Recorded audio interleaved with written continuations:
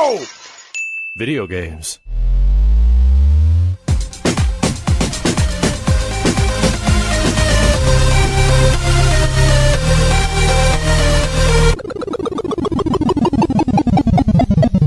What up, dudes, and welcome back to the YoVideogames podcast. I'm Matt. And I'm Andrew. And once again, thank you to all our generous patrons who kept us going for over 350 episodes. Too many episodes, some would say. But yeah, thank you. If you're interested in becoming a patron at any level, please check out patreon.com/YoVideogamespodcast. Dude of the week is Dueus. Thank you, Dueus. Thank you, Dueus.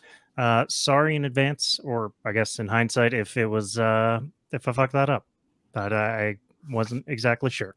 But as always, we have a sponsor to thank. And of course, it's the perfect time of year always to look after your ballzinis. But right now it's Free Ball Fall, and Manscaped, our sponsor for this episode. I think you mean Fresh Ball Fall. Fresh Ball? Free Ball. Yeah, Fresh Ball. It's Fresh Ball Fall. You know what's Fresh Ball? Because I actually it showed up on my Twitter timeline. Hell yeah. And it was Fresh Ball Fall, and I'm like, I think Andrew's been saying Free Ball Fall. I have been saying Free Ball Fall for sure. Fresh Ball Fall makes more sense, but they made a good point, and that is take care of that scary bush, this Halloween, because Halloween is upon us, right?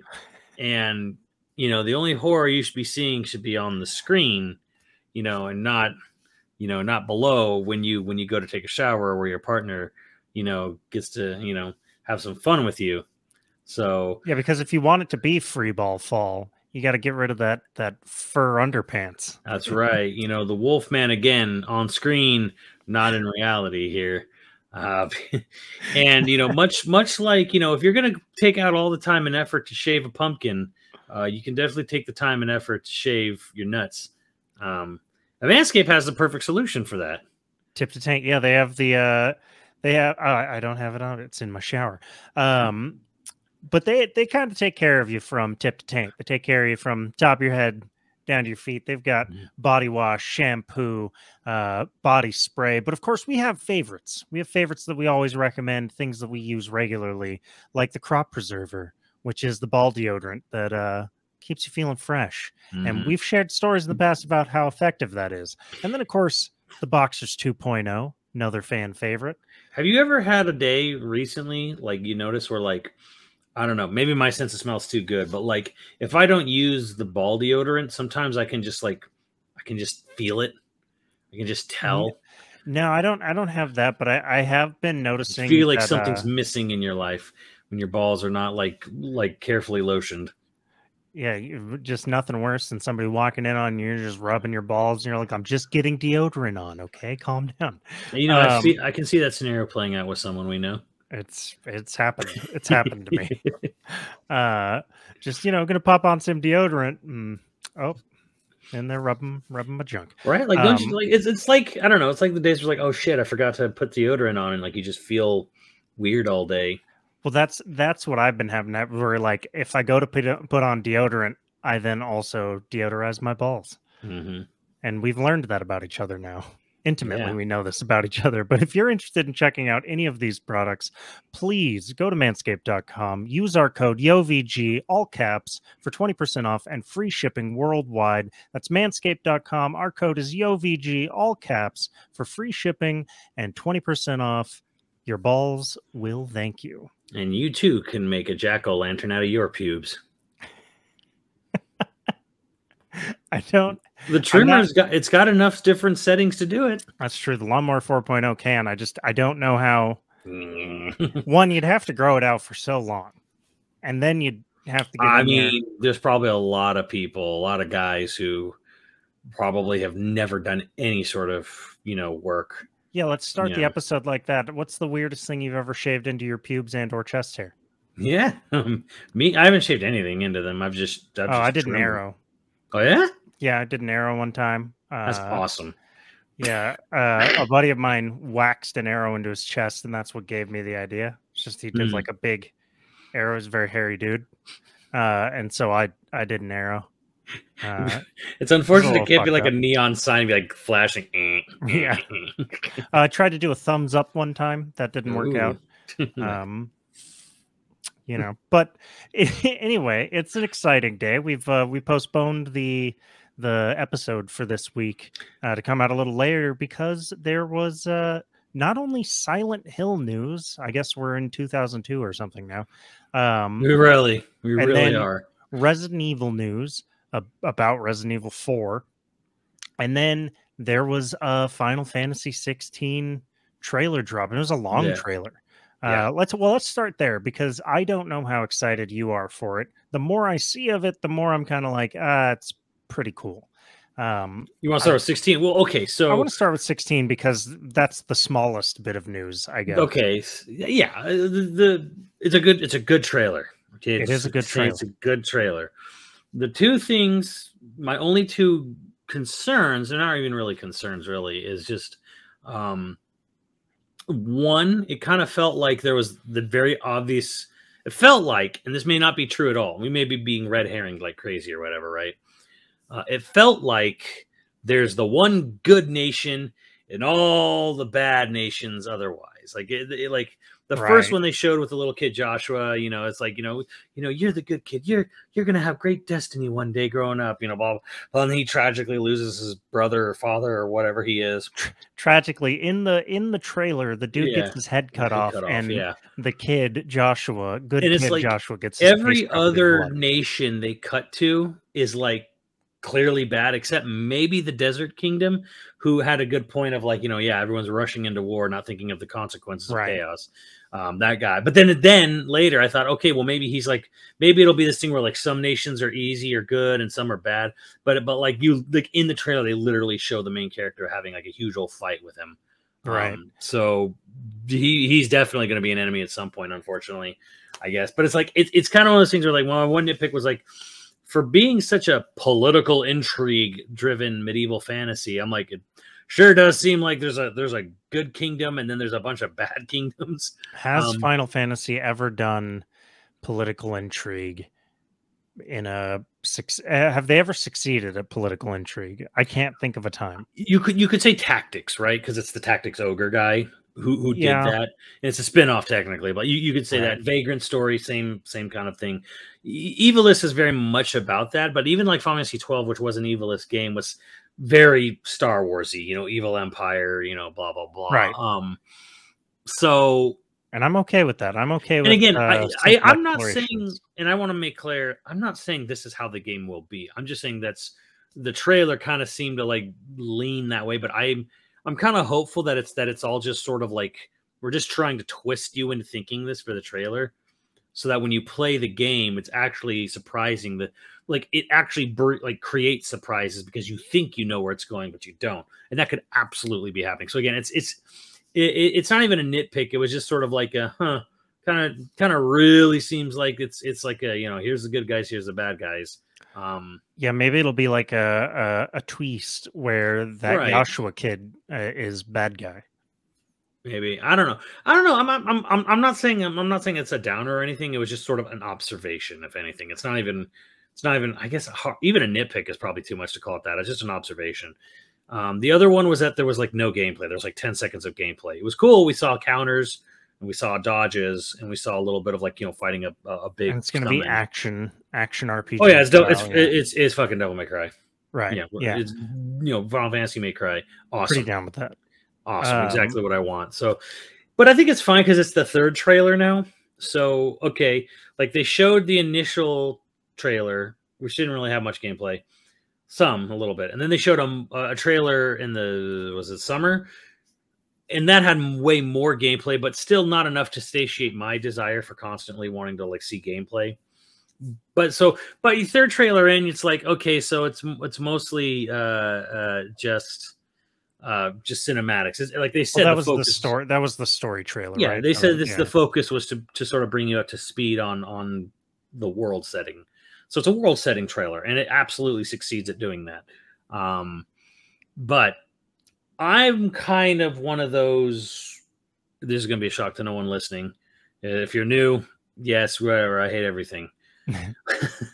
I hate everything. I don't think Final Fantasy has been on a very good run until recently for a while. They've had a rough time. Yeah, I've had a rough time. So 7 Remake, I thought, was sort of like the turning point where it's like they're kind of really getting back on track. And the thing is I've not really played 14. So I don't, but the thing is well, okay, does 14 count though? Well, 14 it counts. Is good. 14 is good. It counts in the sense of I actually have a ton of faith in this game. I think this game will be very good. I think this game will be better than people even might assume it is, because it's coming from the 14, the current day 14 team. Like the original vanilla 14 team basically got kicked out. Yeah, they're gone. They remade the whole game with people who know what they're doing. So Creative Business Unit 3 to me is like the most competent developer within Square Enix. So I actually have I have more faith in this Final Fantasy than I have had in a Final Fantasy in 20 years. So before Remake, 7 Remake, what would you say is like the last good Final Fantasy game? That okay, mainline though. Let's not right. Not get into tactics. Let's not get into the MMOs. Mm-hmm. Not in the MMOs or whatever. Because otherwise, everyone's going to be like 11. 11 is the best, right?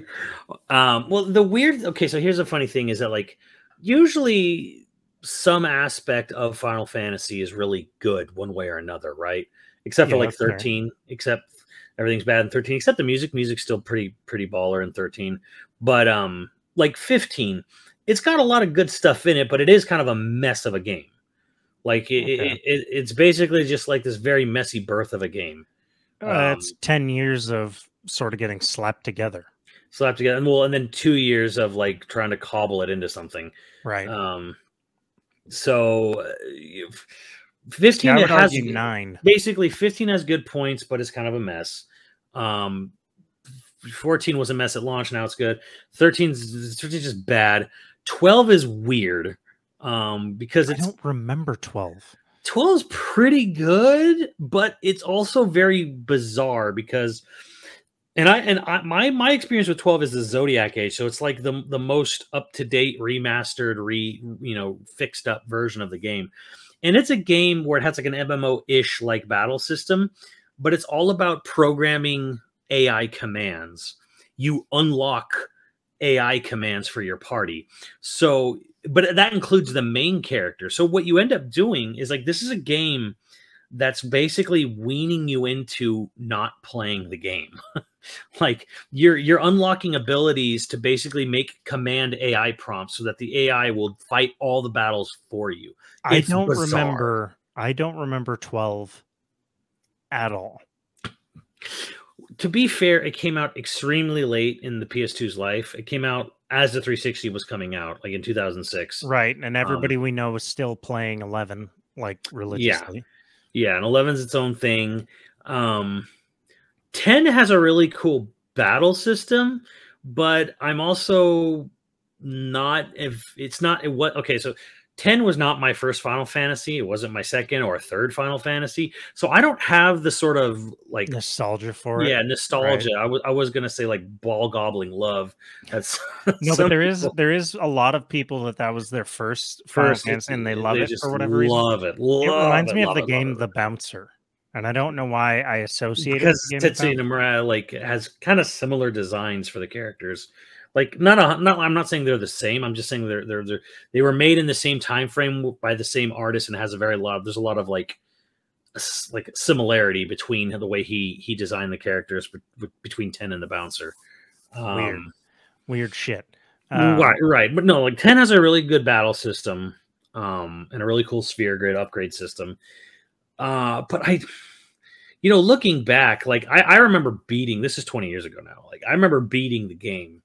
I mean, like, oh yeah, I beat it, and then like a week later, someone like was saying like, oh my god, it was so sad, and then spoilers, whatever. And I remember going like, oh right, yeah, that's right. The main character disappears, whatever. Okay, yeah.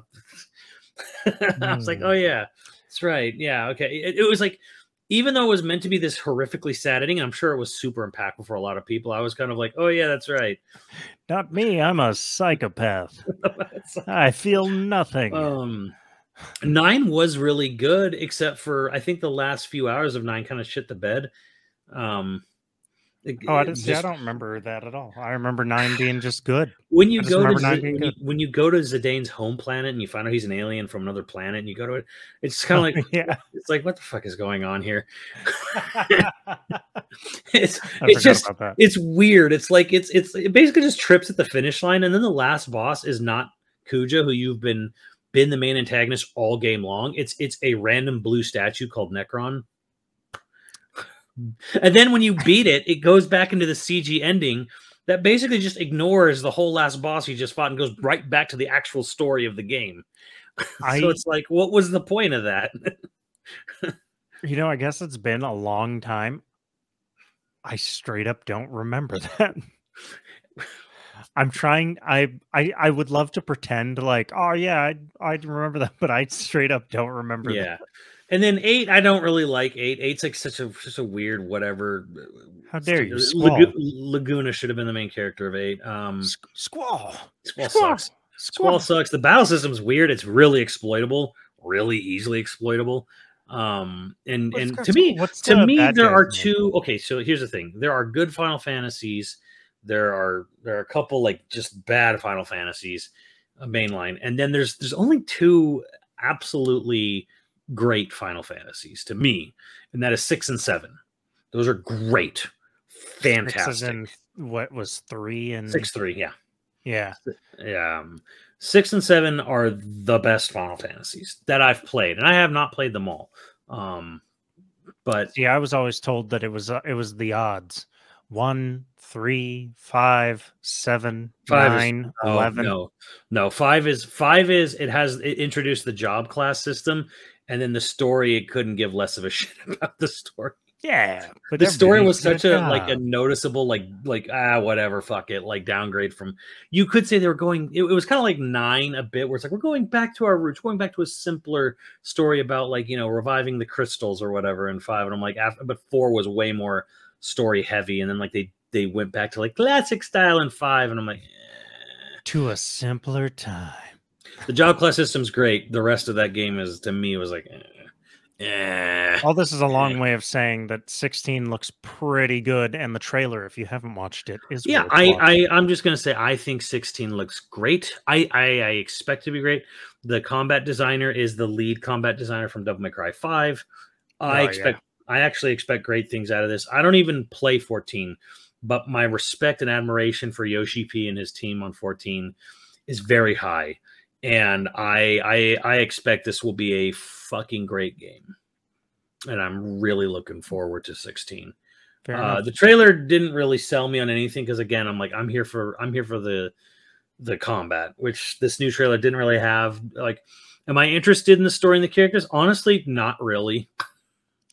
Well, I'll determine how I feel about the story and characters when the game is out and I'm watching the full game unfold, all of it in front of me. I'll determine how I feel about it with the final product. I'm here for the gameplay. I'm here for the combat.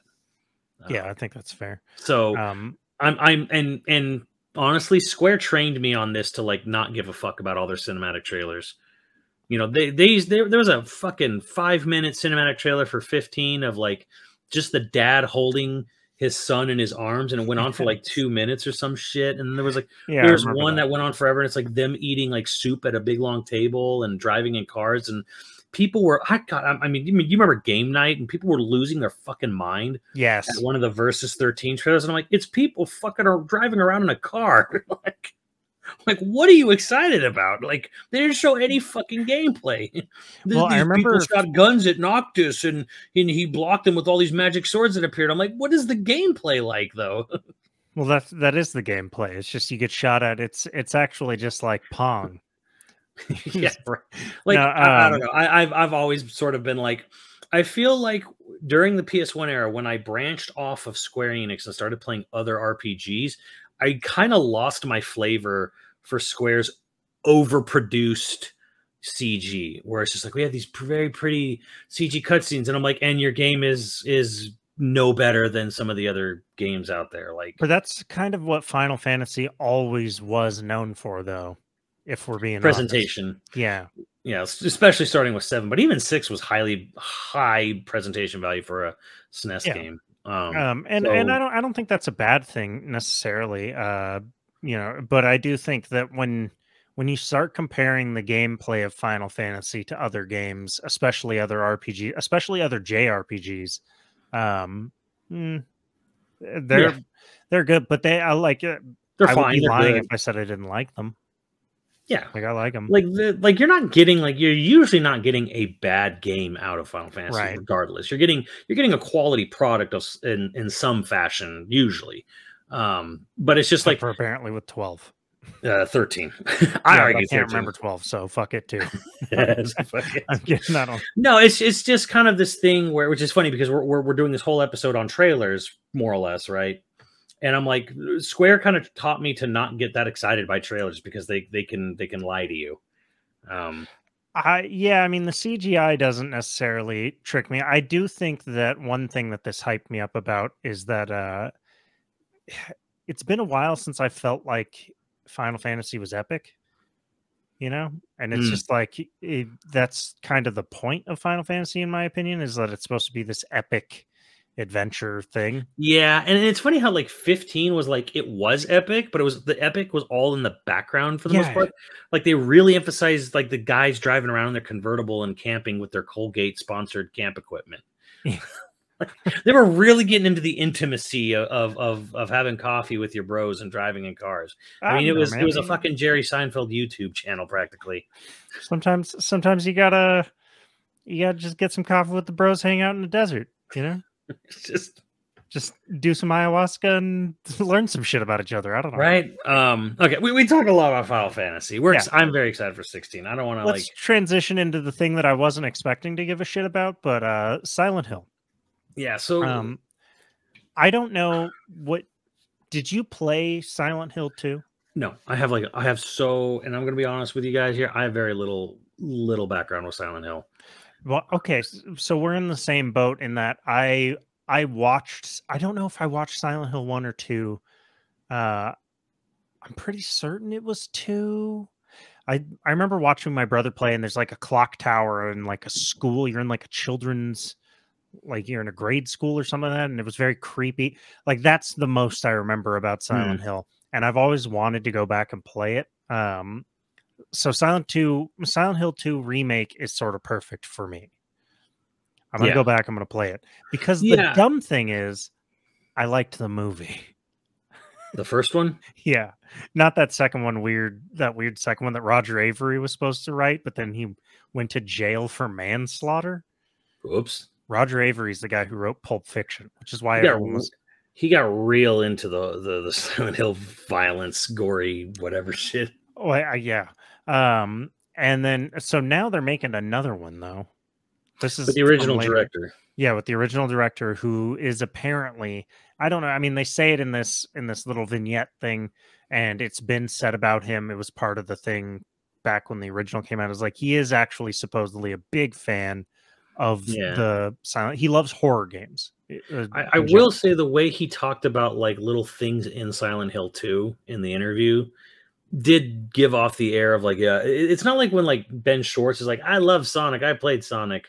Right. I played it on. I had a Game Gear and I played those. The hang glider was tough, which I'm I spent countless hours stomping. So you played it. Ben, I don't want to get too. I shouldn't get too much shit to Ben, but it's I think Ben definitely played it, but I don't think it was a keystone of his childhood or anything. Right. Let's talk about Chris Pratt and his I remember Mario and countless hours stomping Koopas. Yeah, in the arcade, turtle shells, and then home on the NES. I'm I would have respected it more if he was just look, man, I'm here for the cash and get my dick sucked. I would have been all right, I get that. I can understand that. Yeah, I'm sure Chris Pratt did play Mario Brothers arcade. Who the fuck hasn't? I'm sure he did, and I'm sure he remembers seeing it as a kid on the NES. I think Chris Pratt was when the movie, because the movie was in development for a while before they actually got going on it. I don't think he was I need to be Mario. Mario is such a nostalgic, no dream role. No, fuck no, not at all. Right. That being said, I don't think he's doing a terrible voice. I really don't. Like, he's fine. People that are like, he's ruining Mario is like, I don't know about that. I don't care. You know, the movie will be what it is. But yeah, Silent Hill. So we're getting Return of Silent Hill, the movie, by the original director, the director of the first Silent Hill movie. Right. And he says the Return of Silent Hill is based on the second game, which is also getting a remake by Bloober Team. Sean Bean's coming back. So Bloober Team is making Silent Hill 2 remake. They made The Medium, which is another horror game, next gen only horror game, because they're trying to make use of the SSD stuff for like quick loading between, like, basically realms, realms, two different. I don't know much about the game. I didn't play the game myself. I know that they kind of got shit because their writing was atrocious and stigmatized mental health really poorly. Oh. Yeah, like remember when that movie The Predator came out and they were like, autism gives you powers, you know? Yes. That's what they kind of, in the opposite direction of The Medium, it was like all this like evil shit was happening because this person was mentally ill. Like their mental illness gave them like destructive powers. It's like the laziest. The autism is a superpower is one of the laziest like writers tropes. And then on top of that, like, oh, he's a psycho, or oh, he's mentally ill, so he's evil, or she in the case of The Medium. Also fairly lazy. It's for people who don't want to give real motivations. Right. Yeah. Like, I have no idea how to run. And the thing is, it's funny because like I've constantly given shit to Xenogears, you know, because it was like so fascinated with DID, dissociative identity disorder. Right. And like even at some point in the game, like one of the characters is interrogating the main character who has it, and he says like, you know, it's not often I get to talk to someone with schizophrenia, and it's like that's not the same thing. It's like I'm like look, I love Takahashi and what he's done, but like, bro, you've conflated two different things, and I'm guessing in the 90s you just found out about this, or you watched some like TV movie or something, and then you were just like fascinated with the idea that people have dual identities, and then you just incorporated it in your main character. It's like it's a little bit like that line in Jurassic Park where it's just like, you know, you wield this knowledge that you just found out about. You would like a kid who found his dad's gun. And they do that in every Xeno game goes through this, and they didn't fucking figure it out until Xenoblade 2. And then they actually had like a decent good version of dissociative identity disorder. But not till then. Rant. It took them forever is the point. But okay, we should talk about Silent Hill 2 remake. Some people are like bleh, they don't care. Well, so a lot of people are kind of like weirded out by the dude's face. I mean, you can clearly tell it's being made by I think Bloober Team's in Poland. You can clearly tell it's not a Japanese developer doing it. Why can you clearly tell that? Because the face. Because the face is the character models. The character models clearly do not. They're clearly not made in Japan. Just the way faces and human character renders or human character models are rendered, you can kind of just instantly tell between like it's like I remember watching The Best Friends when Devil May Cry 5 was announced. And it started with like a close up zoomed in and then slowly zooming out on a character. For Devil May Cry 5, I'm like, oh yeah, this is a Japanese game. Well, yeah, it's made in Japan for sure, and it was Devil May Cry 5. Well, I'm just trying to figure out what is, because like Devil May Cry 5 has weird facial expressions. Like a lot of Japanese games get facial it does. Weird as fuck. It's like I don't know how to describe this with any other way, Andrew, than like James is uglier than anyone in Japan would have made James look. Japan only allows hot people. Do you remember it was the Yakuza? I think it was Nagoshi. Well, he's not the Yakuza head anymore. He left Sega. But do you remember when he was playing Ghost of Tsushima and he was raving about the game and how much he loved it? And then he lamented. He's like, I could never make this game in Japan.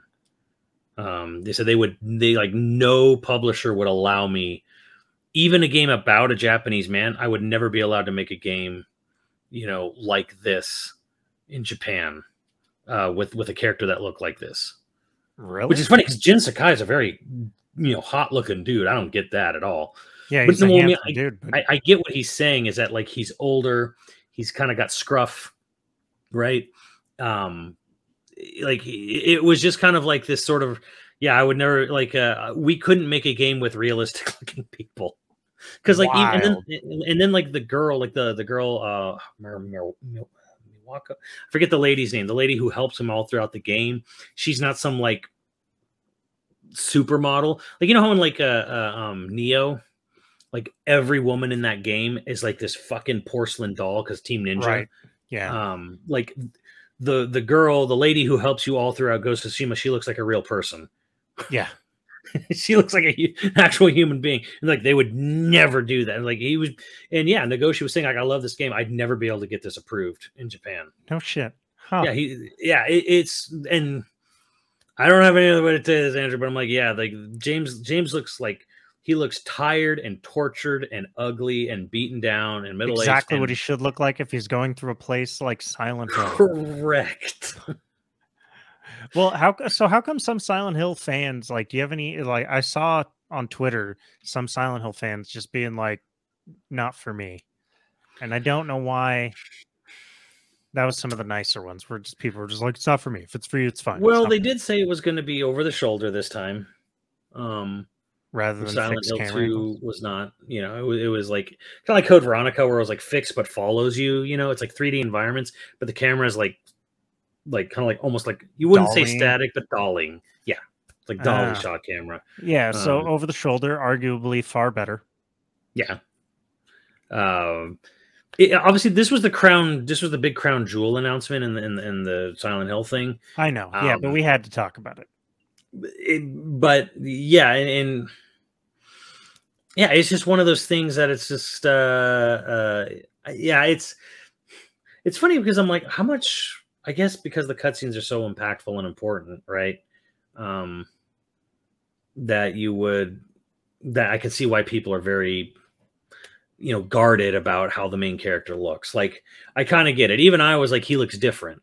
I didn't think he looked bad. But as the trailer wore on for Silent Hill 2 Remake, I was like, yeah, they're really selling that this guy is really fucking tortured.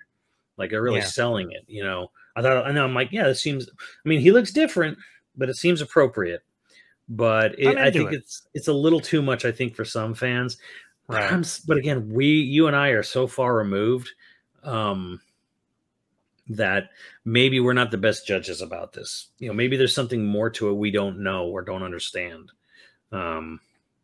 That's fair. I'll we can leave it at that because I guess that's totally fair. If we were super into it, maybe we'd feel like this was a travesty. But so far, I'm like, yeah, I'm into it. It looks good. It's running on Unreal 5. It's a Sony exclusive for a year, which again just keeps showing Sony's fucking weird hypocrisy. But it's going to be on PC too. PC and PS5 for a year. Console exclusive for a year. Again, just the weird hypocrisy for Sony where they're like, you can't buy Activision, Microsoft, and if you want to, you have to agree to never have any console exclusivity timeframes for Call of Duty. It's like, all you do is buy exclusivity windows, Sony. Like, what? Whatever. Those are their babies. Tell them to go fuck themselves. I'm just going to go down the list of other things because there was a shit ton of stuff announced. The movie, Silent Hill 2 Remake, that was a big one. Silent Hill Townfall, a new spinoff developed by No Code Studios. They made Stories Untold. No idea who these people fucking are. This is published by Annapurna Interactive, so I'm basically guessing it's like indie puzzle solving, kind of. Well, the trailer is just a zoom in on a little portable TV. Yeah, exactly. Highly decorated AA developer, unique take. So I'm assuming it's Annapurna Interactive. They do like kind of like indie stuff. This is from someone who's made stuff like that. I don't really know anything about them, but definitely seems like a cool little side project. All right. Silent Hill F is kind of the big one. Why did they do the F-stop symbol though? There's got to be. People have speculated that maybe this is the real Silent Hill 5. Maybe. I wanted to Google. I was going to Google why they use the f-stop symbol, and then I realized it's too fresh. Yeah, there's probably no explanation about that yet. This one's weird because it's set in the 1960s Japan. It's a narrative. Looks cool. Yeah, narrative-driven spin-off written by the acclaimed Japanese writer Ryukishi 07, who created visual novels like Higurashi and Umineko. Okay, so it's from a VN guy, a visual novel guy. The game itself might be mostly a visual novel. I think it's probably going to be closer to something like Detroit. Really? I don't think it's going to be just static images. You know, I think it's going to be because like the trailer had like 3D models and stuff. So I'm assuming it's going to probably be something closer to something like Detroit. Probably not that high budget, obviously. But yeah, definitely. This isn't going to be a return to form for Konami, is what I think is like a lot of people are hoping that this is like the return of Konami. And it's barely. And then the last one is this weird ass project called Silent Hill Ascension. It's an immersive project where participants around the world will control the characters in a new Silent Hill story. Basically, let's play Pokemon version of a new Silent Hill story. It'll be live on multiple platforms. So this is being made by Genvid Entertainment, Bad Robot Games, J.J. Abrams thing, Behavior Interactive, and DJ2 Entertainment. Like 4 fucking outfits involved in this, not Konami. And here's my main takeaway from all of this. Like, here's like sort of like, because again, I don't really have much to comment elsewise on Silent Hill. Unless maybe Silent Hill F is being made internally at Konami. I don't know if it is or not, though. But none of the other projects are being developed internally at Konami. They are all outsourced. And at least for Silent Hill F, like the creative lead on that game is not a Konami employee. It's someone from the outside, right? Right. So, and in some cases, Konami's not even publishing some of these games. Like Annapurna Interactive is publishing Townfall. They just finally got wise and licensed out there. Right. IP. So here's the crazy thing. Konami, I believe they're publishing Silent Hill 2 Remake, but otherwise, this company is not actually making games. They're kind of doing what Sega did already, and they're just sort of like mass licensing it out. So sad. To other... It's sad, but it's also like, okay, I mean, well, like Team Silent is fucking decades long dead now. So where did they all go? You know, you all different places, you know. You track the different Resident Evil people. Shinji Mikami went and did his thing, you know. What happened to the Team Silent? Some of them tried to make Siren on PlayStation, and then Japan Studio's gone now. You know, Sony dissolved them. They're all over the place. So it's definitely. I mean, they're bringing like the creature designer back for Silent Hill 2 remake, and the composer from Silent Hill 2 back for the remake. So like some people are coming back for remake, but it's wild that Konami held all of this close to their chest to just announce all fucking 5 of these projects at once. Well, it reads like they're trying to explode back onto the stage and be like, we're not dead. But they didn't make any of these. They just licensed. You know what? And you're right. But I also feel like it's probably for the best. Wow. I mean, they've been out of game development for so fucking long that it's like, I don't even know if they have game developers really working there anymore. So maybe this was just kind of the best way to go about it. Just sell the IP then. Well, they don't want to sell. They still want to make money and residuals. They want to make Pachinko machines. They're not a voice actor, Andrew. They want residuals. Well, it sounds like voice actors want residuals too. Right, but Sony owns their IP, so they're not gonna treat themselves the way they treat their voice actors. Right. You know, they want and can get residuals, so they're gonna do it.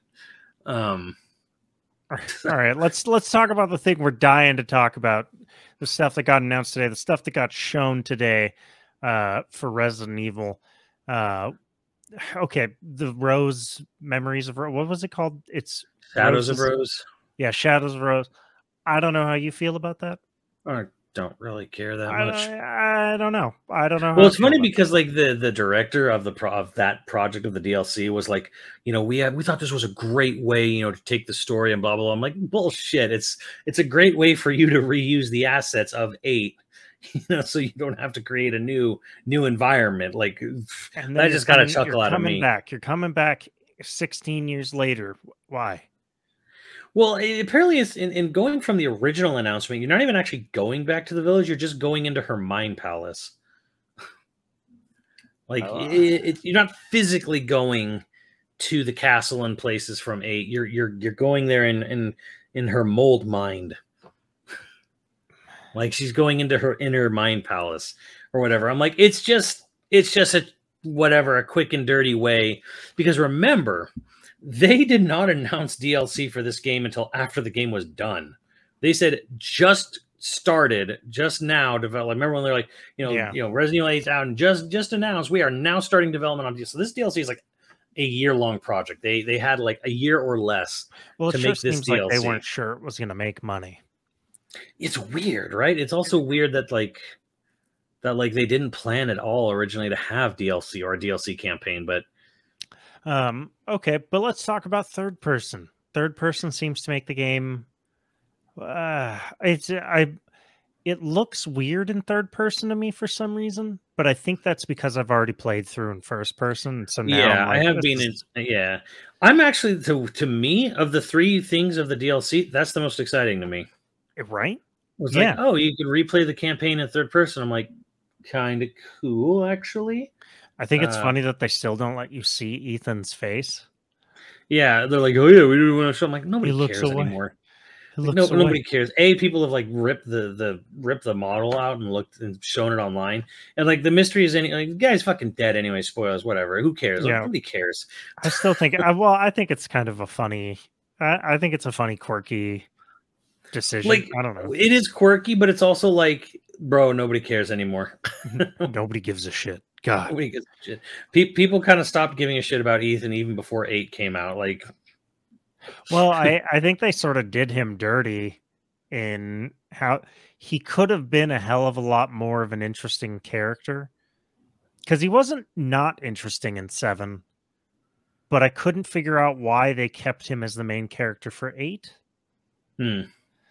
Like, I understand the connections. Then it seemed like it almost seemed like 8 was sort of like justifying making the character. Like, they're like, okay, we're gonna make you like Ethan. Like, that seemed to be a thing in 8. They gave him more lines of dialogue.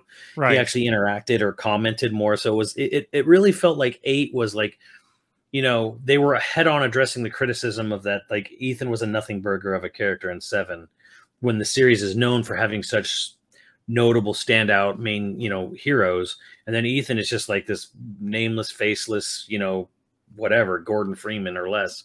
So I guess, but like it didn't bother me that much for 7. Like, his 7, the reason 7 was fucking wild in a way was that there's no connection to the main games until the very end, when they try to like shoehorn it in. Like, that wasn't, in my mind, 7 wasn't meant to be a Resident Evil game.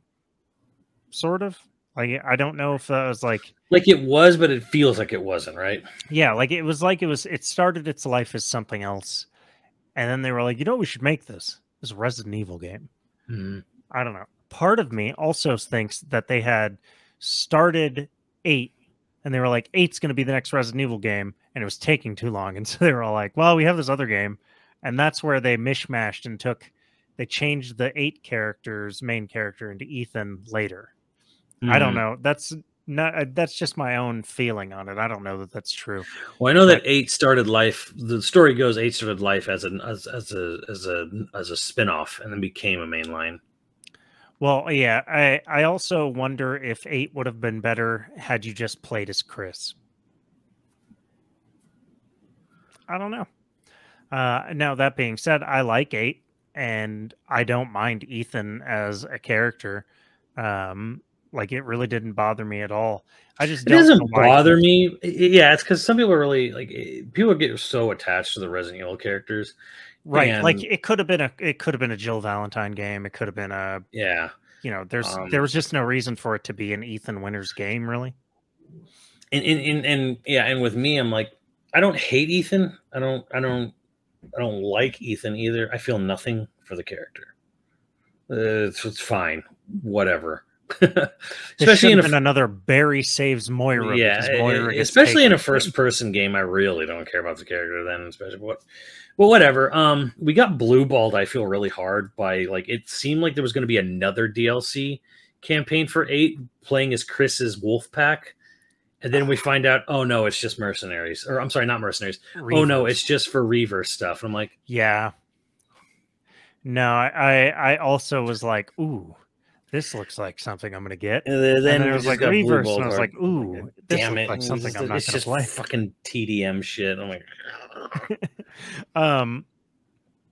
okay, but let's jump into it because nobody gives a... Oh, there was mercenary stuff. I guess that we should talk about that. The mercenary you stuff. You could play as Lady D and what's the guy's name? Max? Not Max. Cronin. Yeah, the guy with the hammer. Yeah. Yeah, well, that guy looks like he's going to be a lot of fun. Lady D is... I don't know if I would play mercenaries as Lady D. I don't know how fun she would be. But I haven't played any of mercenaries. I haven't played that mercenaries mode. It's pretty good. I think it's fine. It's not as good as like RE4 and 5's mercenaries. So like, just being good wasn't enough to really keep me there. Also, they just updated it too, right? To make it so that you don't have to hunt down enemies. Enemies come to you. Yeah, they're like saying they wanted to like tweak it so like people weren't like looking for that last enemy they might have missed to like spawn the next wave. Right. Yeah, because it would screw up all of your time. Yeah. Pretty much.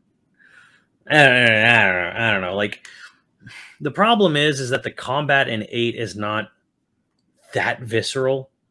It's not like that. Like, oh yeah, I love fucking shooting things. Right.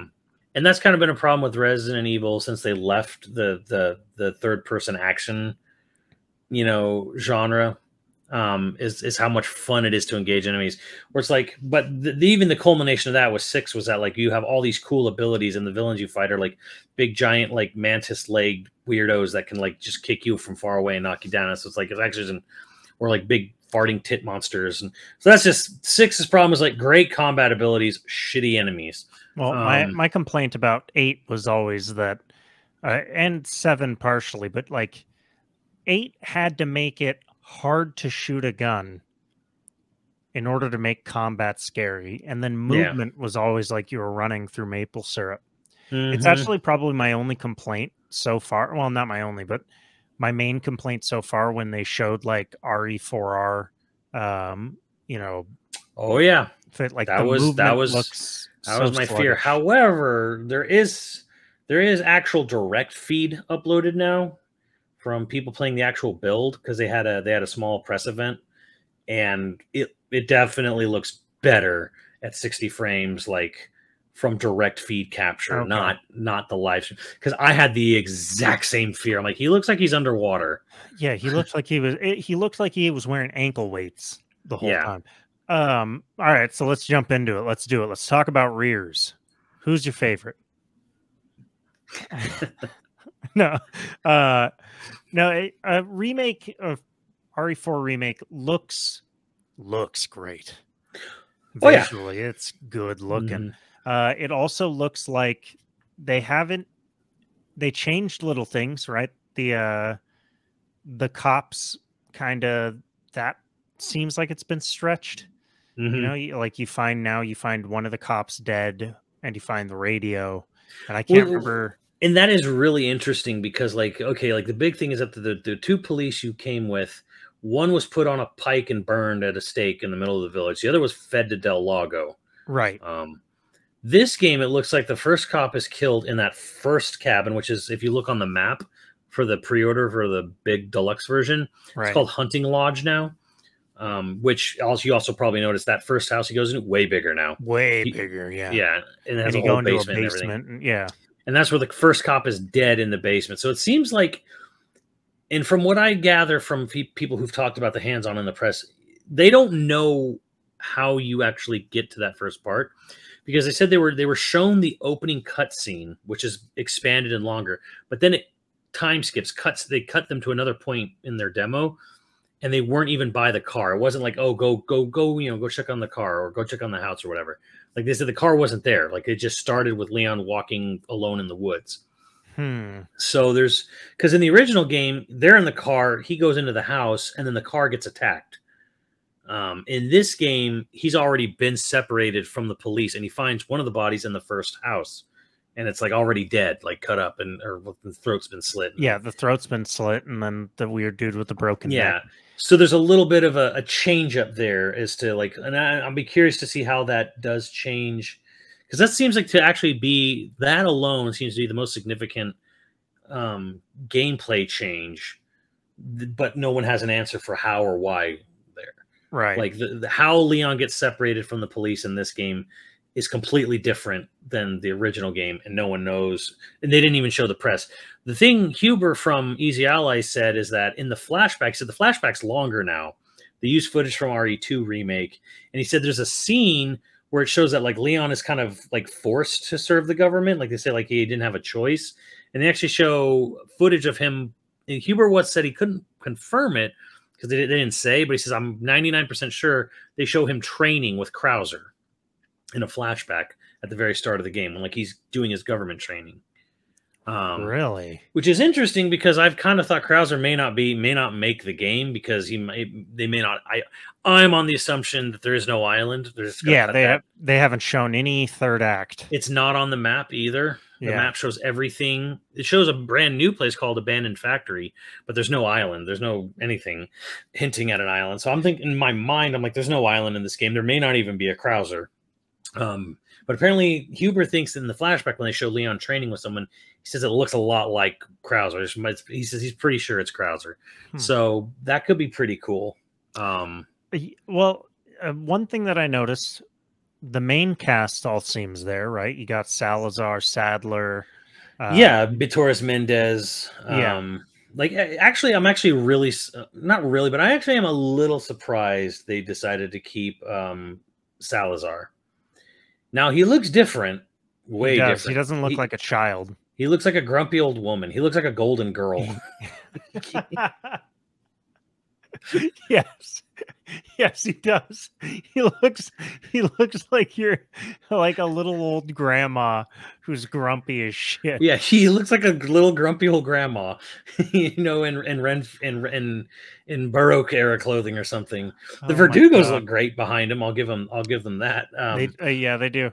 Well, I noticed. I mean, okay, the chainsaw Gnyato looks pretty cool. The update. He does look a little smaller though, right? Am I not crazy? I don't think he's as tall or as wide as fat. Yeah, he's not as fat. He was a fat guy in Dr. 4. Salvador. He was his name. He was big. He was a burly big dude in 4. Yeah, barrel chested. He does also seem like he's slower. But that might also just be... It almost feels like that's part of the new gameplay mechanic, which is now you have parries and reversals and shit now. Not reversals. Right. You have parries where you can use the knife to like stop the chain. That's not going to help you in whatever. But that's so cool though. I love how there's like an instant parry, knocks stuff away. You can actually use the knife to like stab him in the neck when you're being grabbed. Yeah, but is there durability on the knives? It looks like there's durability on the knives. There is indeed a durability. If you pause it too when he's at the merchant, there's a repair knife option when he's upgrading his knife. The knife is now part of the attaché case, which it was in the demo for RE4 before the game came out, which I actually own. But they just made it just like a permanent like left-handed item in the final version of the game. So it's not part of the attaché case. I don't like the fact that there's durability, but like if you're gonna give the knife so many new mechanics, like now you can use it to like get out of grabs. You can use it for There's no more just sitting there and just swiping on a body on the ground. Now there's an execution move. If they're on the ground, you can literally just go up and just like jam it into their neck. And that wears down durability too. Yeah, I think so. But like the clip when he does it, like it's like almost barely noticeable how little it does for doing an execution. I'm gonna guess it's more for like doing like big parries, you know, parries or stuff like that. Is probably what kills the durability the most. Apparently, there are stealth kills now with the knife, so you can actually. Yeah, I was gonna say it looks like they added stealth. They add stealth kills. They say if you go up in the Huber said if you go up into the tower in the village because there were shotgun shells up there in the original game, they actually will destroy the tower. Like they will destroy the foundation and make it fall over. Well, yeah, because in the back in the day, you go climb up there and just swipe them as they came up. Yeah, well, they would throw Molotovs up there. Yeah, and yeah, you can still knock down ladders. And Salvador can actually affect the environment. He can actually like knock shit down with the chainsaw, like scaffolding and stuff. That's cool. Yeah. So there's a lot of really cool features. Like you can light the cow on fire in the barn that makes it go wild and run over villagers. So cruel. But then again, it was just starving to death because they don't do anything with the animals. So I will say this. I had like an air sucked out of me moment when he fights the first Ganado who comes down into the basement after him with the crooked neck. And he starts shooting him and he has like no fucking reaction. And I started going, oh no. Oh no. But then they got to the village and it was just this yeah, breathe out moment when he shoots the lady in the face and then roundhouse kicks her. And I'm like, thank God. Oh, thank God. I like also too, like if someone grabs her, he like over the shoulder throws them now. And you can use that to knock back enemies. Like that was one of the ways that they knocked back. So I was like, okay, I actually really dig a lot of these gameplay additions. And Max pointed out something too. He's like, there's not really, remember in the original game, there's like at least 4 or 5 dudes throwing axes at you. He says, I'm not really seeing anyone throw axes. Like I've seen the pitchforks and whatever, but like he noticed that like there wasn't a lot of like axe chucking going on in the village. Which was a good point. I'm sure it exists, but it seems like they've sort of changed the behavior. And they say, like Huber was saying that the villagers actually organize more. Like you see them like, waving their hands out to do stuff, to like flank them or whatever. A weird thing that I didn't really pay attention to is aiming still a laser sight or is it now like a reticle? I did not see like a big beam laser when he aimed. It looked like it was RE2 where it's like the crosshair. Right. I think it's a crosshair now. I sort of liked the laser. Yeah. But, yeah. What are you going to do? You're not going to have a Wiimote this time, so you can't play the easiest version of the game. The fun version? It is easy. It trivializes, it definitely trivializes shit in that game, but it is fun. One thing that I was like, I don't know if, okay, so you say that the movement is improved. In the direct feed, it definitely looked better. Are you going to be able to do, yeah, you can do a roundhouse kick, but are you going to be able to do those roundhouse kicks next to like ledges to kick them off to do more damage or, all those little tricks to conserve ammo? Because that was one of the things that people didn't really get about Resident Evil 4 was like, you're supposed to do kicks. You're supposed to knife people. Yeah. You're supposed to. That was the design of the game was built around it. And so if knifing... or if the knife has a durability issue, you're not going to be using it as much. You're going to be conserving it. Are you going to be able to do roundhouse kicks, or is it really going to be like I'm out of ammo, I got to run away for the next however long? Well, there's the other thing too. You can make ammo in this game, right? But I don't know how rare that's going to be. Right. Well, that's another thing. Is that boils into the question of like, well, how rare will that be? Also, will enemies, because enemies dropped ammo in the original game. That's how you got ammo a lot of times. And gold, by killing. Right? Yeah. So do they just drop ingredients now and then you use the ingredients to make ammo?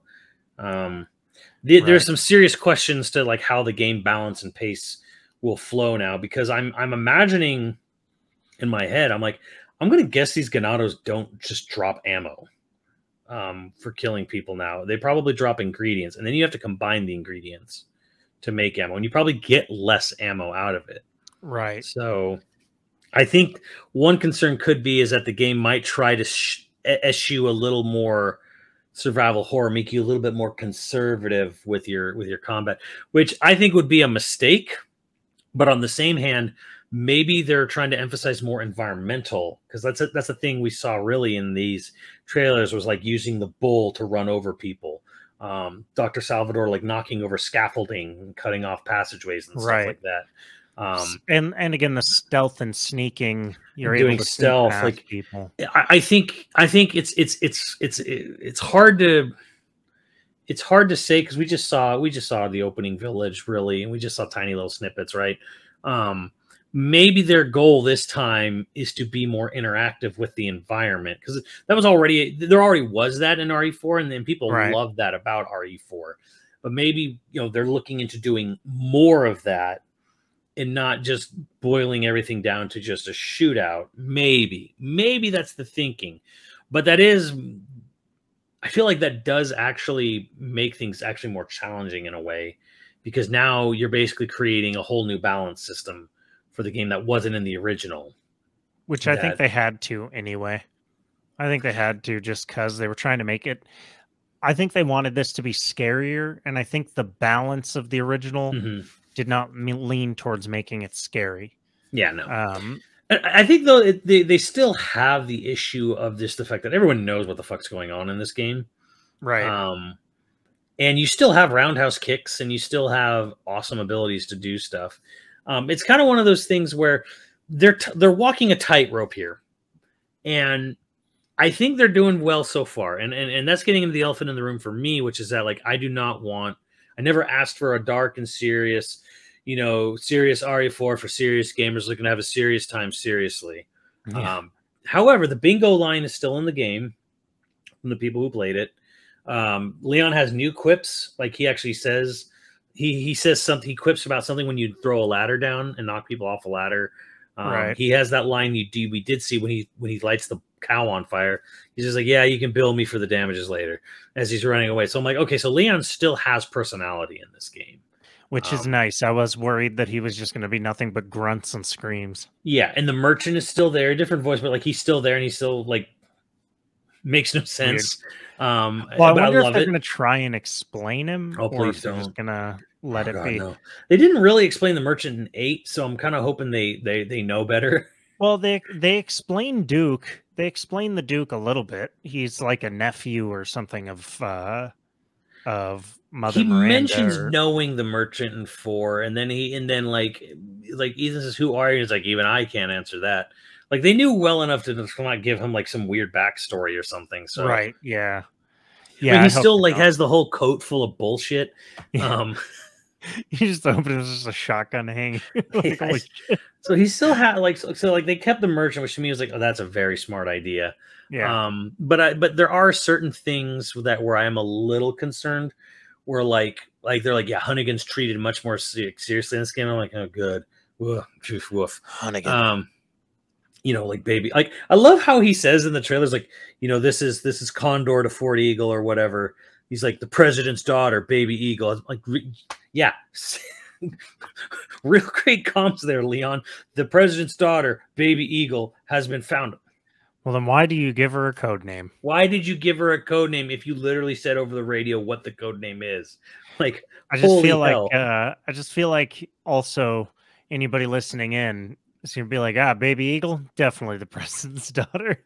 Like, you don't need, if you give her baby Eagle as a designation, there's multiple things wrong with that line in the game. And again, Spicy it's like, Cobra. Well, it's like, are we really critiquing dialogue in RE4? And the thing is, I would say normally no, but this game wanted to have its cake and eat it too.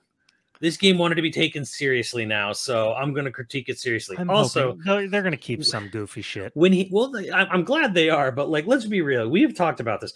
In this remake, he finds a picture of Ashley Graham and a fucking detailed diagram of what they're doing with her in that first house. And then he contacts his fucking American government liaison immediately afterwards. How fast would fucking Delta Force, be killing everyone in Spain the minute he confirmed that? Yeah, he's just like, oh, I'm gonna need all of Force Recon here. Just bring them all in, a whole battalion-sized group. They're just gonna get in there and just absolutely shit wreck everything. And then on the way out, just a bunch of Tomahawk missiles are gonna land. Like, nothing is living through this. Like, it's the worst plan. It would have been better to get, like, I don't know, like the Secretary of State's kid or someone who would equally be likely to walk in and meet the president at some point, but like someone who's not gonna be like, all right, we're carpet bombing all of Spain. We're sorry, we like the Spanish, really a big fan of the tapas, but we're just gonna absolutely shit wreck all of Spain. Like, who kidnaps the imagine if the president is just slightly unhinged. Like, it just, you know, I'm not talking about like you got a Truman who was like hesitant to use nukes, you know. I'm talking about you fucking you get a president that's just like boop. Okay.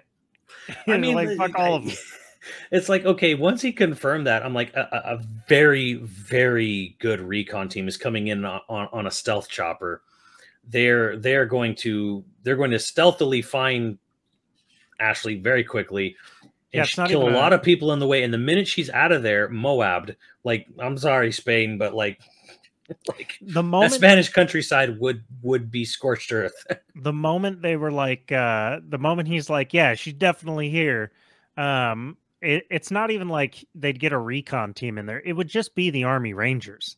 They would just send in like absolute door kick, like just like a fucking, just a battalion of people. Like it would literally, it would be a Call of Duty level. It'd be like, and it would literally be just like some grunt ass dude kicking in a door, shooting people, and then they get back up. And he's like, oh man.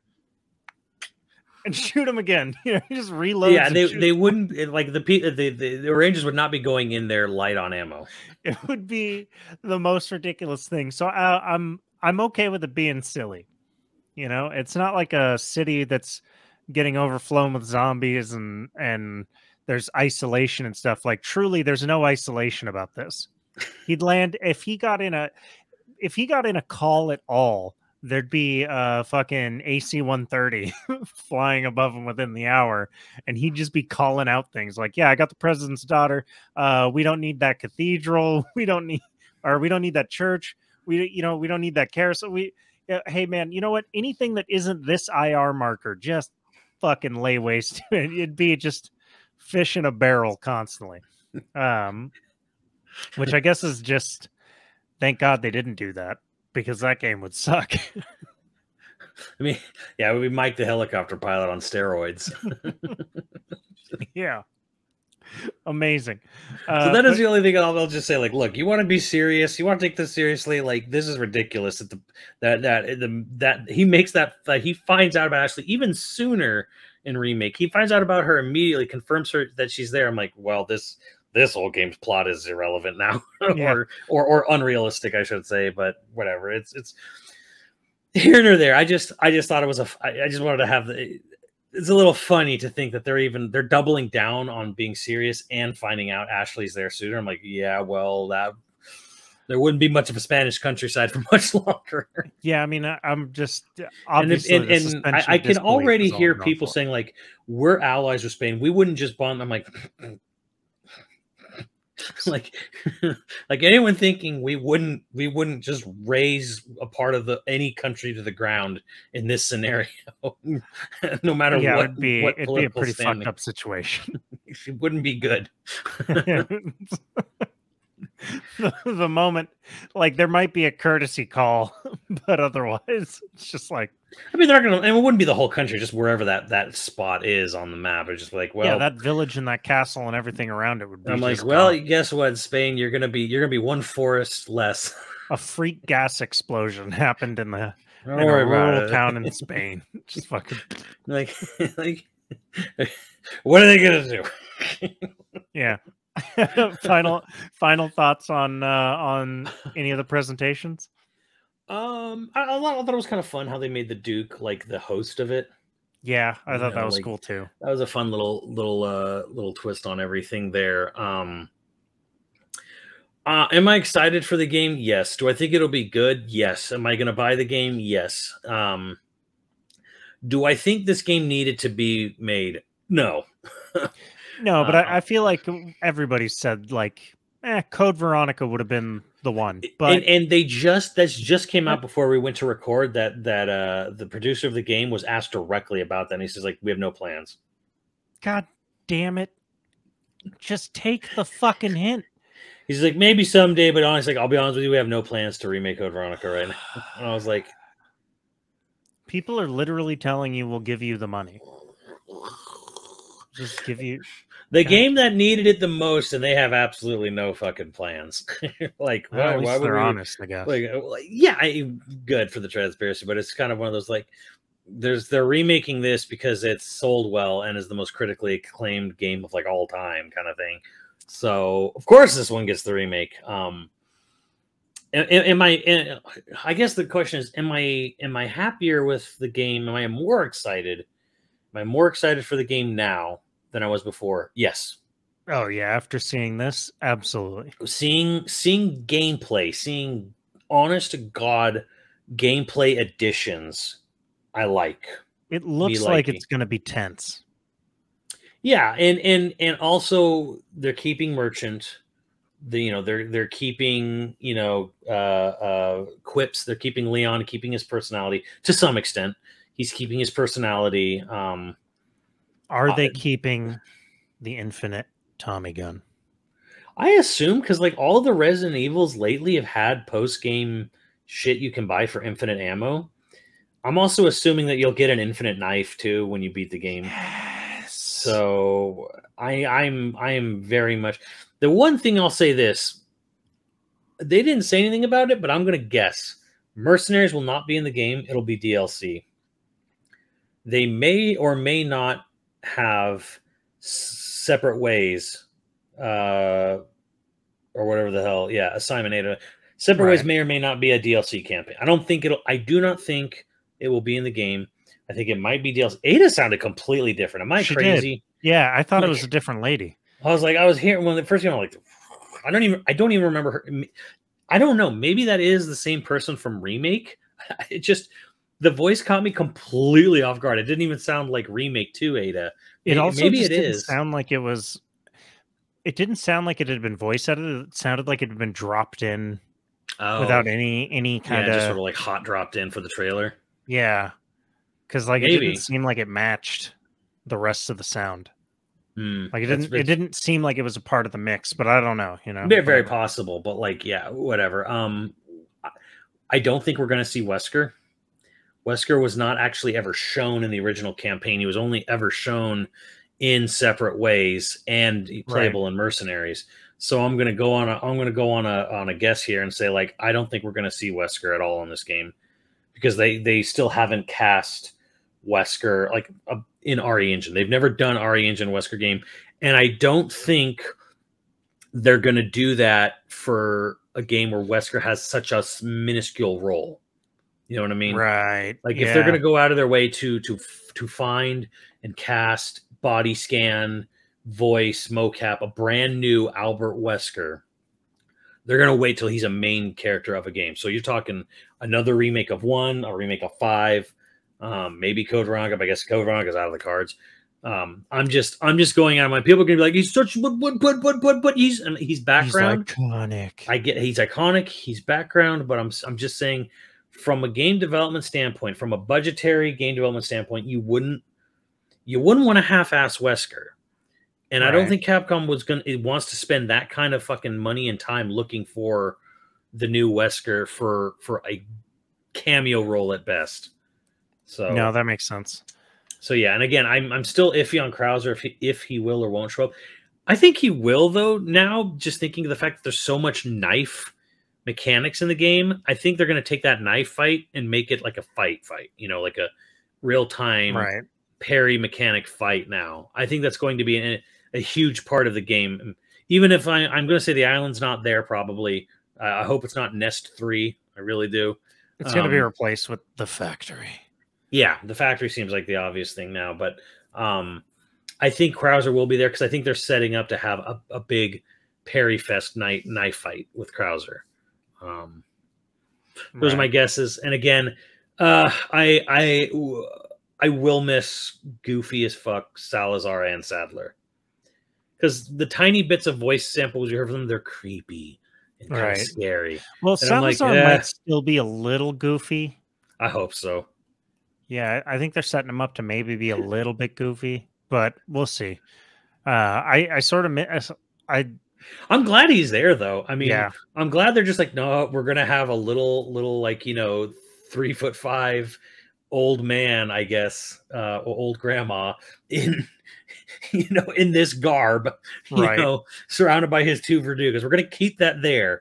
Like we're not throwing everything out. We're keeping some of the like the outlandish stuff there. And of course, Luis got a redesign and a new voice, whatever. It's fine. I have nothing to say about that. I like the original design for Luis. Yeah, he looks. He looks. I'm gonna say he looks fine. I don't really have anything to say one or the other. I'm glad they kept Salazar Sadler's there, but he's definitely not. I don't think they'll be as memorable. You know, we'll see. Like, you know, though your right hand comes off. It should keep you busy. Senior moment, perhaps. Can't remember its name. Like Leon just like smart assing with them over codec. Like I assume that will be just gone. Jack did nine. Like they're just not gonna. I still think they're being smart because they're keeping personality and keeping some stuff. But I'm gonna go on a limb here and I'm gonna say I don't think the villains are gonna be over the top goofy and like getting into dumb Twitter wars with Leon over his codec. Right. Yeah, no, they're not going to go that far. Yeah, I think that might be a bridge too far for this new game, which unfortunate, but let's see what they replace it with. Because it may not just be a case of like they're just going to remove this stuff. Yeah, but they also have an opportunity to add new stuff in. That's true. Yeah, no, I think it's going to be solidly its own thing. I'm just really glad that they didn't totally remove everything. Yeah, it seemed like they're actually being kind of smart about this. Like, no, we're not removing the bingo line. Leon, right. we're not gonna like start the game and just remove this beloved meme, from the game. Like, I think they are being smart in the fact that it is a super iconic game. It is maybe the best game ever made, and I think if they would have tried to completely reinvent it, they would have absolutely dug themselves a grave. Like it wouldn't have sold for shit. But I think they're actually making smart choices to avoid obvious landmines, like you're saying. Like we make it so different that it doesn't recognize that doesn't even resemble the original product. Then people are just going to be mad, right? Where this is like, no, it still is the original. We're just trying to make it like we're not getting rid of the game completely. We're just trying to put a spooky spin on it, like a more harrowing, serious spin on it. Yeah, no, it looks more tense. I mean, the visuals are fucking phenomenal. Yeah, it looks good. It's a good looking game, and it runs at 60 on PS5. So hell yeah.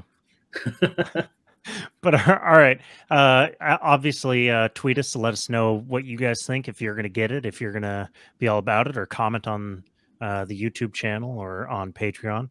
But as always, we have some producers to thank. Our producers for this episode are Scrunami, Koroi35, HyperViper89, Ziggy Z, and Online Persona. Thank you, dudes, and we will catch you next time. Later, dudes.